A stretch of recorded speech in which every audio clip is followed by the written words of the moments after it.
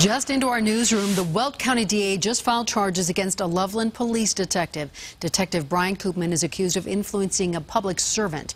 We will update you with any new information. Officials tell our partners at the Denver Post that Koopman was under investigation after a murder case involving Leroy Wallace and the death of a woman in Loveland. We're monitoring a developing story. Denver Human Services is changing its rules for assessing cases where children may be in danger.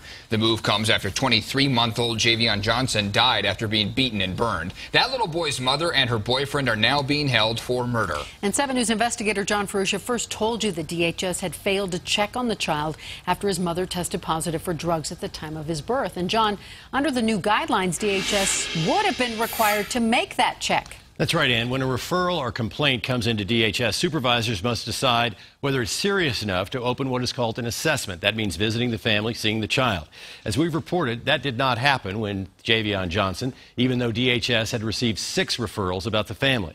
Now in a memo to DHS staff, the head of the child welfare notes, because we are aware that referral history is associated with potential future maltreatment of children, there are new rules in place. Specifically, that DHS will open an assessment if there are 2 or more previous referrals in the past 14 months, regardless of whether these were open or not, and there is at least 1 child living at home age 5 or younger. Now, if in place previously, this might have not only helped protect Jayvion Johnson, but also DeAnthony Herron, who was beaten to death and whose father is currently being held for his murder. Now, sources within the city note that with a number of caseworkers